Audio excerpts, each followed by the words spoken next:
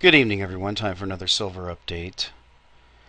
This is the 2-hour chart of silver provided by netdania.com. You can click on the link below. Now you can see that we are above the support area in here that was established back in June. And the support line that I've drawn here, we're pulling back to. You can see we ran all the way up to 25.11. Now we're back down to 23.80. We're bouncing off this line. You can see also that the MACD has nearly fully reset. It's below the zero line, and you can see it's starting to round up. So barring a large overnight smackdown or opening smackdown tomorrow morning, it looks like we're going to get a rally and test of those old highs because we're still in that sort of stair-stepping pattern. Again, the big air pocket that we're looking at is going to be that price between roughly 26 something and 25. There really isn't a lot of resistance there. You can see we got into it about a third of the way, and now we're correcting. So the next day is going to be really important because that's going to see whether we penetrate to the downside on this and get a downdraft, or we bounce and start to rally. Now I wanted to talk about the job situation. We got some positive numbers. We got GDP today, and that's going to relate to the job issue that we're talking about. GDP anymore is just like the other numbers. There really isn't any truth to it because, and I've covered before, that they're going to rejigger the GDP. The GDP we have right now is bad, but the one we're going to have in the future is worse. So they're counting all kinds of things in the GDP. They're counting services, they're counting government workers, so it's not a real measure of the health of the nation. But the job numbers, especially the labor force participation rate, and this is the New York Times. New York Times says that the U.S. labor force participation rate is in a puzzling decline. Of course, it's going to be puzzling for socialists, collectivists, and liberals because they just can't seem to understand that higher taxes and more government doesn't end up creating more jobs. The U.S. labor force participation rate is falling into a precipice, but there is little agreement why. Only that the impact masks deeper problems in America, according to the New York Times. The nation's jobless rate declined slightly to 7.4% in July, down from about 10% in 2009, Labor Department data show. But the Times said the entire reason it has fallen is the drop in the number of people in the labor force, as the share of adult Americans with jobs is unchanged over the past 3 years. In fact, the labor force participation rate hit its peak more than 10 years ago, the Times noted. If the decline stemmed largely from an aging workforce, it would be much less worrisome, but the initial wave of baby boomer retirements plays only a small role in the drop. The labor force participation rate has fallen almost as sharply for people aged 25 to 54 as it has for the overall adult population, the newspaper stated. So here's the New York Times puzzled about the labor force participation rate. Well, we know that that's the real number. The other number that's really big, of course, that can't be manipulated is the tax revenues. Now, I've pulled up the debt to the penny. I've covered this before. We can see that starting in about March, around March 13th or so, we'll say March 15th, that's when we hit that 16,730. You can see we're all the way down today, 16,738, and you can see it's gone for 6 months, hitting up against this artificial cap. They won't let it go any higher. Now, if we're running $1 trillion deficit, I think it's actually worse than that, but if we are, then this 6 months staying in the same place is going to result in a $500 billion increase once they let this thing go. So it won't be surprising at all to see this thing jump over 17 trillion and possibly even to 17.5 trillion once they let this go sometime in the fall. Now, that proves that things aren't getting any better. The debt continues to increase, and they have to rig it. They're probably looting federal retirements or other intergovernmental monies that they have, which are all debt anyway, to artificially keep this lid on. But let's look at the Jim Quinn article that we have today, and this is about the jobs that we have. These are the fastest growing jobs in America. If they are, we're doomed. Here's another depressing list to ruin your day. You can tell a lot about a society by what they value, what they build, and what they do. The only new buildings I see being built are banks and medical facilities. That tells me a lot. I look around and see that we value fancy new leased or financed cars, financed McMansions, fast food, and a lot of shopping outlets. And now this list tells me a lot about where this country is headed. Among the 10 fastest growing jobs in America, only one can be considered well paying. Only 2 of the jobs are in industries that produce something.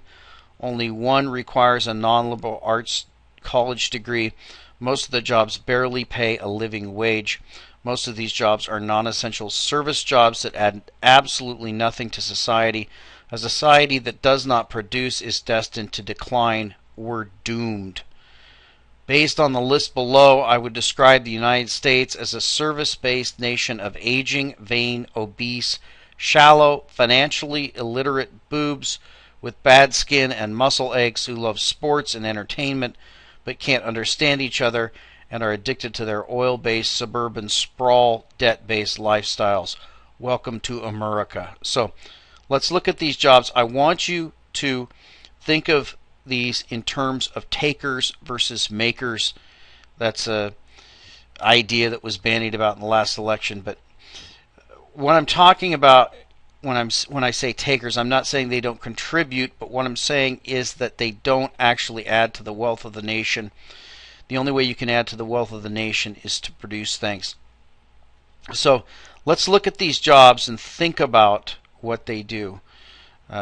We've got skincare specialist and personal care aides, personal financial advisors. That's one that pays a decent wage there. That's going to be gone once the market goes. Coaches and scouts, human resource specialists, massage therapists, interpreters and translators, music directors and composers, petroleum engineers, and service unit oil and gas.